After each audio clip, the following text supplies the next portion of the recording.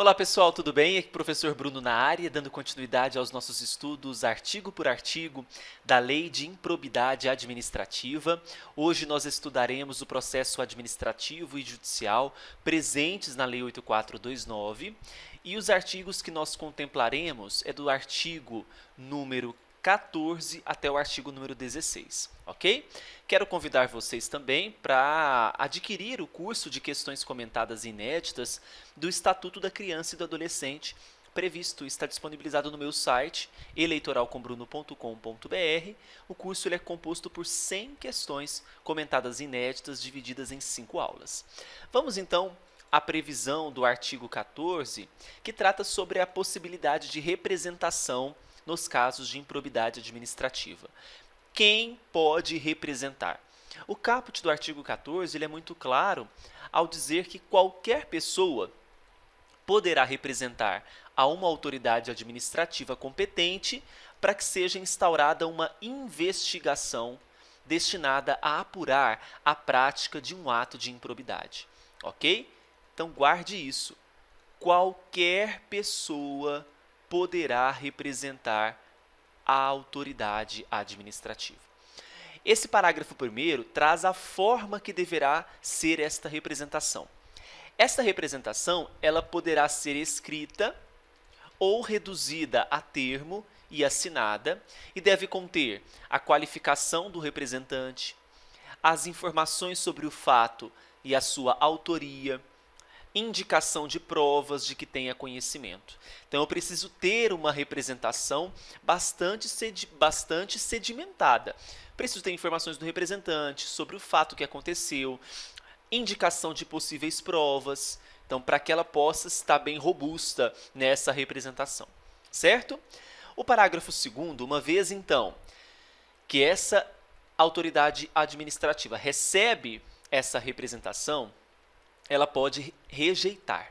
O parágrafo 2º diz que a autoridade administrativa rejeitará a representação em um despacho fundamentado se esta não contiver as formalidades que nós acabamos de falar no parágrafo 1º. Só que essa rejeição ela não vai impedir a representação do Ministério Público. Aí fala aqui nos termos do artigo 22, nós ainda estudaremos o artigo 22. Então veja, vamos recapitular. Qualquer pessoa pode representar, essa representação tem que ser bem fundamentada, a autoridade administrativa, observando que não apresentou as formalidades naquela representação, pode rejeitar essa representação, pode não, deve rejeitar essa representação. Agora, se foi atendido os requisitos da representação, olha só, a autoridade administrativa determinará a imediata apuração dos fatos que, em se tratando de servidores federais, ela será processada conforme os artigos 148 ao 182.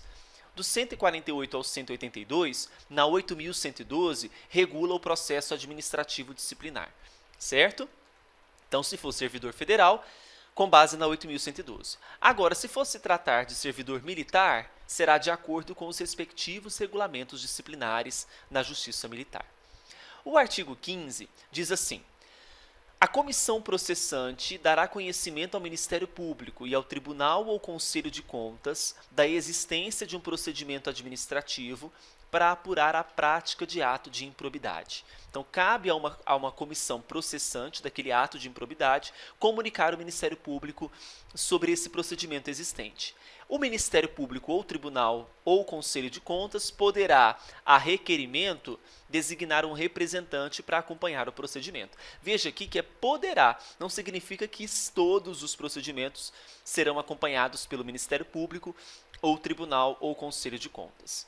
O artigo 16, que fecha os nossos estudos de hoje, da 8429, diz assim: havendo fundados indícios de responsabilidade, a comissão representará o Ministério Público ou a Procuradoria do órgão para que requeira ao juízo competente a decretação do sequestro dos bens do agente ou terceiro que tenha enriquecido ilicitamente ou causado dano ao patrimônio público. Então, o sequestro é uma medida que é feita de proteção àquele patrimônio desse terceiro, né, ou agente que enriqueceu ilicitamente ou causou um dano, para que no futuro, caso ele seja é realmente condenado por um ato de improbidade, é como se tivesse a reserva para pagar, né, para cumprir a execução daquele ato de improbidade.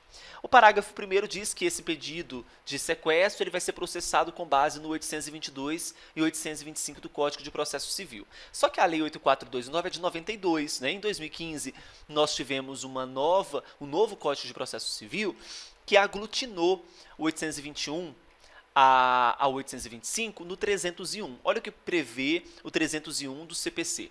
A tutela de urgência de natureza cautelar pode ser efetivada mediante arresto, sequestro, arrolamento de bens, registro de protesto contra alienação de bem e qualquer outra medida idônea para assegurar o direito. Que direito é esse? Direito de cumprir a execução de um ato de improbidade administrativa. Certinho?